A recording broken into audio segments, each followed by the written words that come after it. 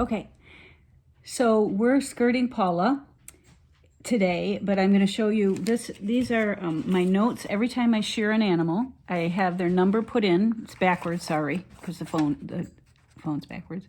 But I have their number, and then I write a note on it as I skirt it. So this one was for my yarn company I sell to. This sheep, her wool was at least 3.5 inches staple. This one is short, so I wrote on it short for roving. And then this is going to be Paula, and I'm going to write on it Paula for yarn as well. And then that helps me keep track year after year on where my wool goes and how valuable it is. So here we go. Oh, wear comfortable clothing because you're going to get dirty as all get out and greasy, and it's just smart. So this is wrapped up, and I'm going to pull her forward, and you're going to see all the veggie matter, which we do not want contaminating the rest of the fleece.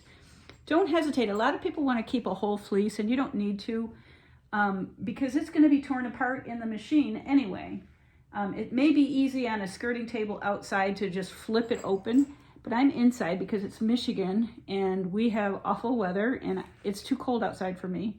So I'm pulling right now this area, which is the neck area, and I am removing it. I'll deal with it in a minute, but I just don't want it to be contaminating the rest of my fiber.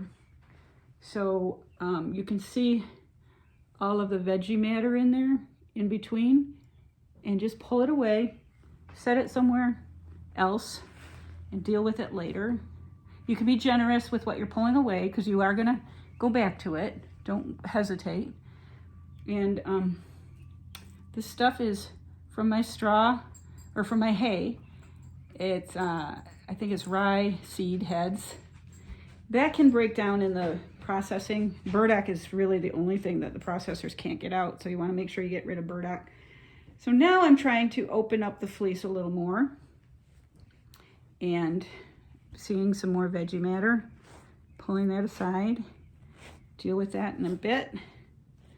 So the whole idea is don't contaminate your fiber with stuff you don't need to.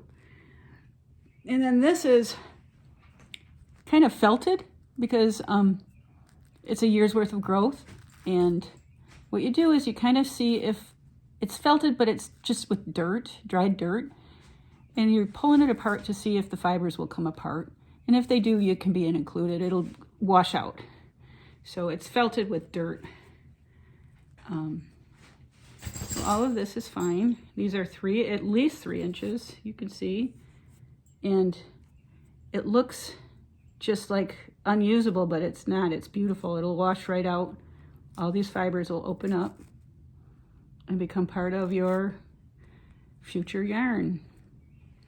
So we start by taking a piece of the fleece and just shaking it, and you'll see all these second cuts that are on the inside of the fiber where the skin is. They'll fall away. And a second cut is when your shearer goes back to improve the look of the sheep, which wool people don't care about what their sheep look like after they're shorn. We don't care if they have bumps on them and anything like that, but a shearer just cannot walk away from a sheep without it looking smooth. It's just something in their DNA. They can't stand it. And so they go back and they'll do a second cut. My shearer understands how I feel about second cuts, and he's really good. So you should see my sheep after they're shorn. They look like ragamuffins because they have bumps all over them, and I'm so grateful because I don't want that. So Paula this is felted, but it's good wool. So you can see here. And now I'm looking for burdock, and the best way to find burdock is to squeeze your fiber. Squeeze it, because you will find a bump inside. And then you go back and you find it, and it's burdock. And I don't have any burdock in here, so this is going right into the bag. You will find things like this that hurt when you're squeezing. And this is just some we call it veggie matter. It's just some straw, and it has the result. This is hay, probably from 6 months ago. And this is going into the bag for yarn. And you go through and you do the entire fleece. We're not going to do, it takes 20 minutes for me. Professionals can do it in 5 minutes. I am not a professional and I'm a perfectionist. And I do not want any crap going into my product to the mill. So here we are shaking, and you can see the second cuts flying off. And then you can see, here's an example of a second cut on the inside. I'm going to show you. It's right there. This is where the shearer went back and perfected his job to our detriment. We do not want second cuts. But then you squeeze and you'll find things like this. When you squeeze, pull it out. And the squeezing is really important, because if you have burdock on your firm and you send it to the mill, you're going to contaminate your entire batch of yarn.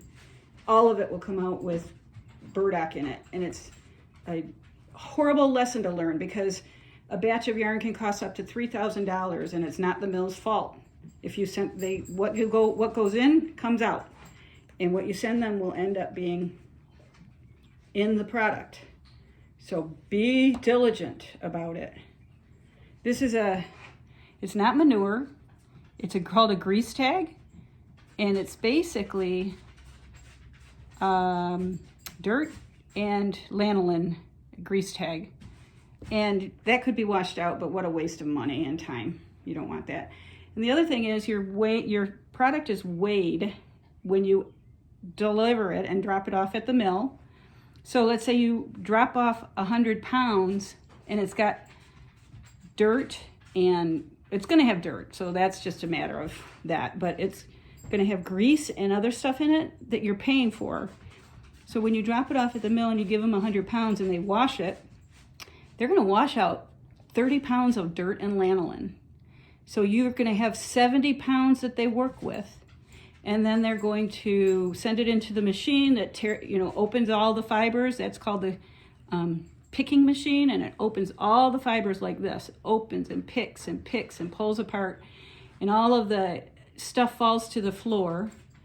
And then what you have left is picked wool, and then the picked wool goes into the carding machine, and that's another process where more wool is pulled apart and processed.